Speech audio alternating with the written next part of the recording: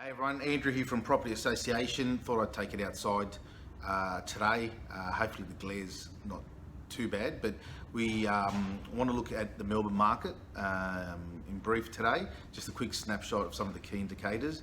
Again, please click, like, subscribe.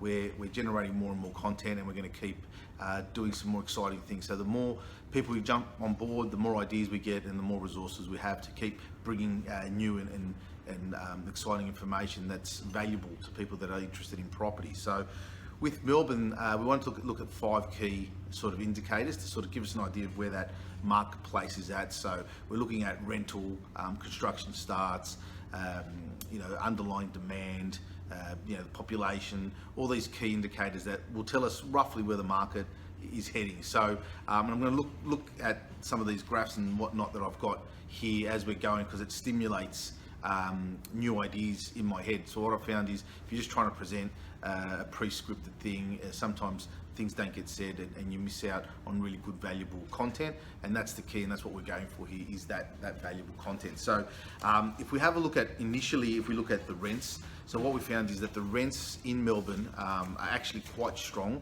at the moment. They've increased over the last quarter, and what you'll also see is it's probably a direct correlation with vacancy rate. So the vacancy rate is quite low in Melbourne at the moment. So that combined together is basically showing some really strong rental returns, and that should definitely hold the market quite steady. And why we're starting to see some more investors look at Melbourne, whilst there's been this oversupply, especially of apartments in Melbourne, for a long time.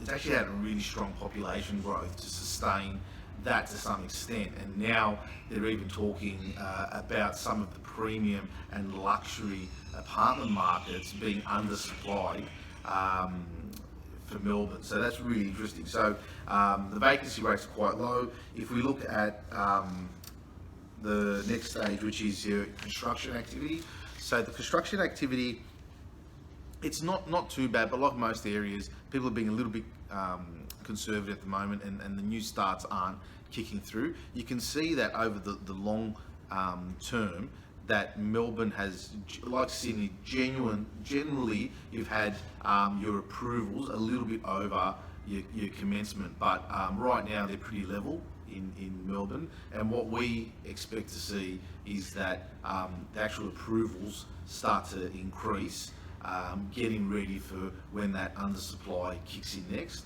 and therefore a need for more products. So, and then if you look at where that underlying demand and underlying construction is, you can see with Melbourne, especially with Sydney, you could see that really the new delivery of products and housing over the last 3 or 4 years has been insanely over what was needed. But Melbourne, whilst it's been over what was needed, historically there were gaps where it was under, and it's not that unbalanced at the moment. So I think the trend with Melbourne having a really strong population growth, we'll start to see that underlying supply start to get closer with what is being delivered in the next probably 18 months, I would say. So if you look at some of the other key indicators that we look at, which is the demand from tenants as well, it's so high. So again, reflected in the low vacancy, reflected in the high rents,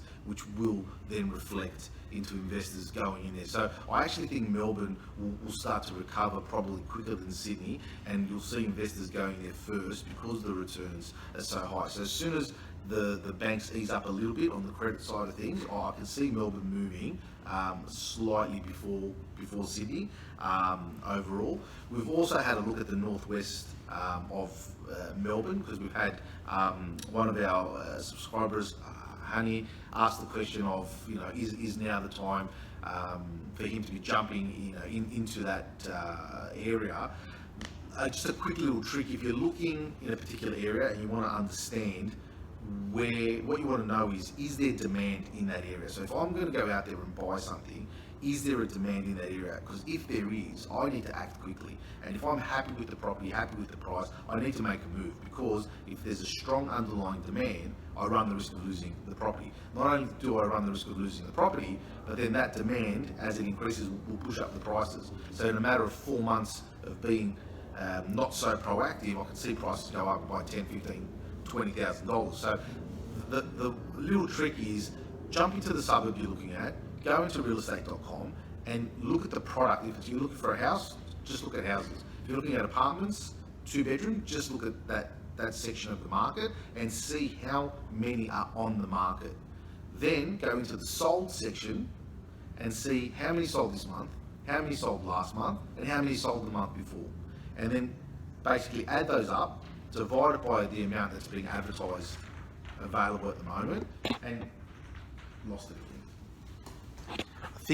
I think this is 2 times in a row. I think I need to invest in a new stand. But what I'll do is I'll just quickly handhold it, because overall, so far the video has been quite good. So what you do is, once you add those couple of components, what you'll find is when you divide that by the total number selling, it will actually give you a percentage. And if that percentage is over 35%, it means that there's a good underlying demand in that suburb, and you should act quickly. So the north of Melbourne, what you're finding is it's in that 25%. So it's not terrible, but if you find something you like, honey, jump on it right now. Guys, please like, subscribe. Might help me afford to buy a new stand. Just joking, I'll definitely buy a new one for the next video. Thanks for tuning in, and let me know if there's any topics you want me to address. Thanks.